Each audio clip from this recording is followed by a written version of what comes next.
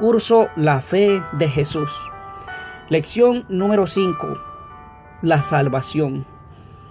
La primera pregunta dice: ¿cuál es la consecuencia final del pecado?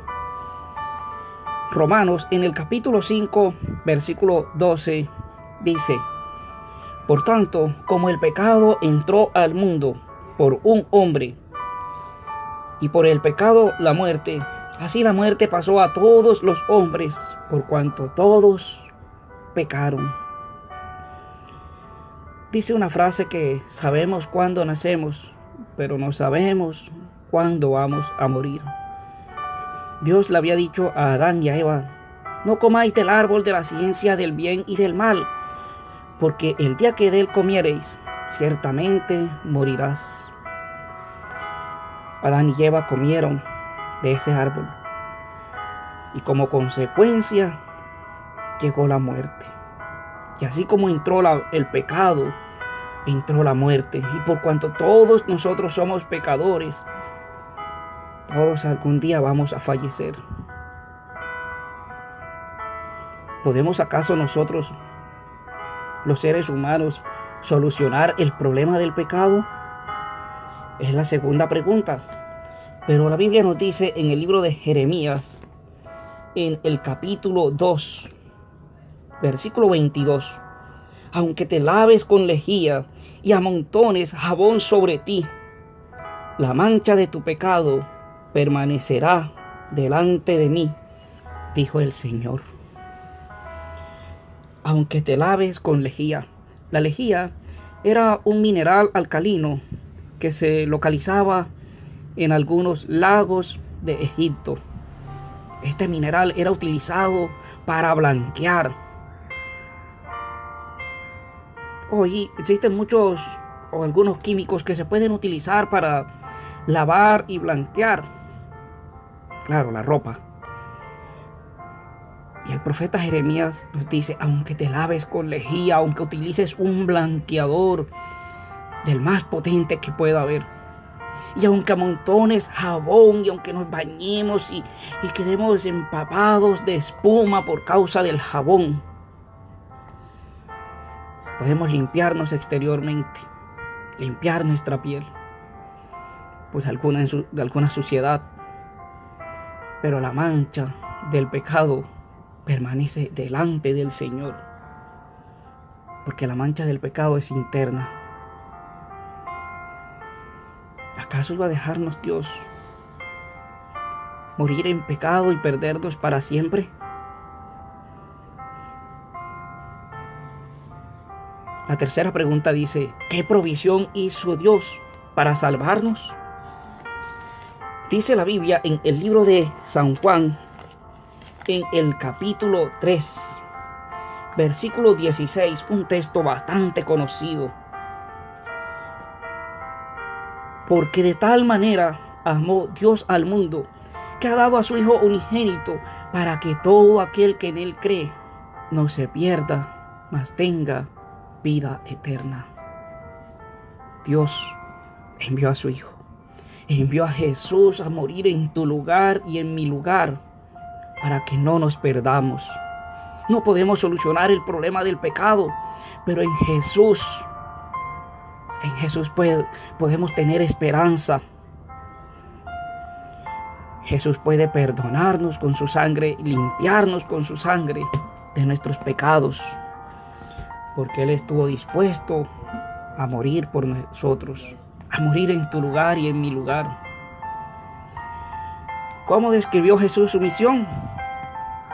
Dice la Biblia en el libro de San Lucas, en el capítulo 19, versículo 10: porque el Hijo del Hombre vino a buscar y a salvar lo que se había perdido.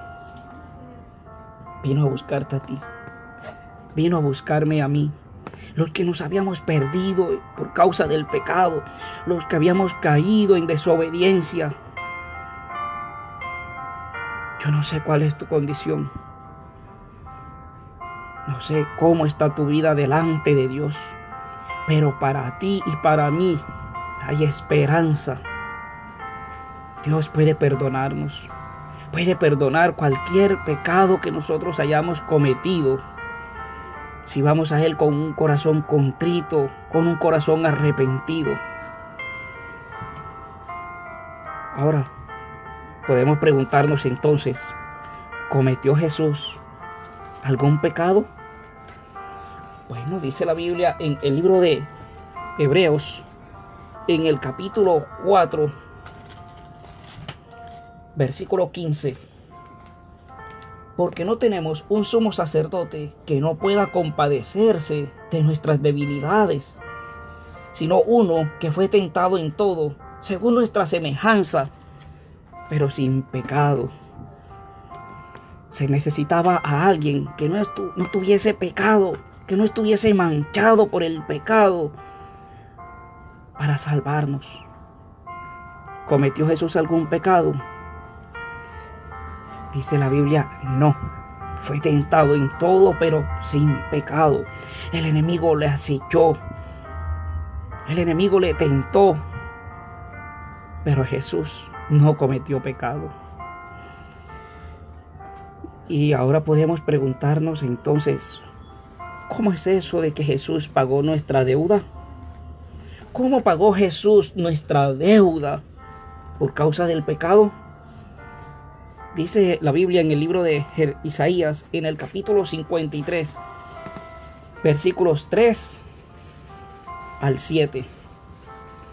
Despreciado y desechado entre los hombres, varón de dolores, experimentado en quebranto, y como que escondimos de él el rostro, fue menospreciado y no lo estimamos.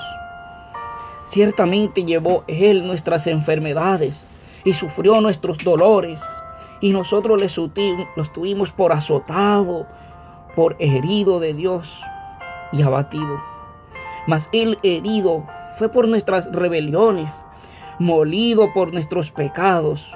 El castigo de nuestra paz fue sobre él, y por su llaga fuimos nosotros curados.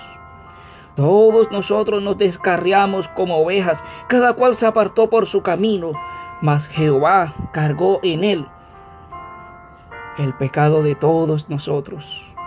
Angustiado él y afligido, no abrió su boca, como cordero fue llevado al matadero, y como oveja delante de sus trasquiladores enmudeció y no abrió su boca.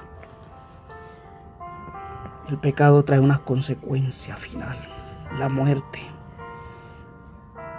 Pero Jesús se ofreció como el cordero que iba a morir en tu lugar y en mi lugar. Jesús estuvo dispuesto a pagar por ti, a pagar por mí, a pagar la consecuencia final del pecado, la muerte.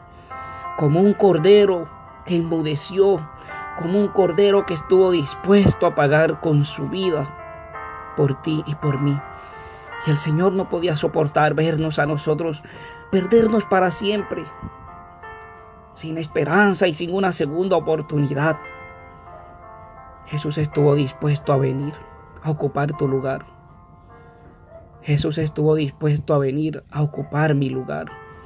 Y la sentencia de muerte que yo debía pagar por el pecado, la sentencia de muerte que tú debías pagar por el pecado, Jesús estuvo dispuesto a ocupar tu lugar y mi lugar. No podía soportar que tú y yo nos íbamos a perder. Y como un Padre amante, Dios el Padre envió a Jesús a morir por ti y a morir por mí. ¿Qué acto aseguró nuestra salvación? Es la siguiente pregunta. Dice la Biblia en 1 Corintios, en el capítulo 15, versículos 20 al 22. Mas ahora Cristo ha resucitado de los muertos, primicias de los que durmieron es hecho. Porque por cuanto la muerte entró por un hombre, también por un hombre la resurrección de los muertos. Porque así como en Adán todos mueren, también en Cristo todos serán vivificados. la resurrección de Jesús. La resurrección de Jesús aseguró tu salvación y mi salvación, porque aunque tú y yo algún día quizás vamos a fallecer, tenemos esperanza, porque así como Jesús resucitó, cuando Él vuelva por segunda vez, nos va a resucitar si llegamos a fallecer antes de su venida. ¿Qué debemos hacer? Dice la Biblia en el libro de Hechos, en el capítulo 16, versículos 30 y 31. Y sacándoles, les dijo: Señores, ¿qué debo hacer para ser salvo? Ellos dijeron: Cree en el Señor Jesucristo y serás salvo tú y tu casa. Mi amigo, mi amiga, cree en Jesús. Entrega tu vida a Jesús. Abre tu corazón a Jesús y déjale entrar. Y seremos salvos. Serás salva, serás salvo. Además de eso, ¿qué más debemos hacer? Hechos en el capítulo 4, versículo 12 nos dice: Y en ningún otro hay salvación, porque no hay otro nombre bajo el cielo dado a los hombres en que podamos ser salvos. Acepta a Jesús como tu único Salvador. Acepta a Jesús como tu Salvador. ¿Qué más debemos hacer? Apocalipsis en el capítulo 3, versículo 20 dice: He aquí, yo estoy a la puerta y llamo. Si alguno oye mi voz y abre la puerta, entraré a él y cenaré con él y él conmigo. Abre la puerta de tu corazón al Señor. Abre la puerta de tu corazón a Jesús.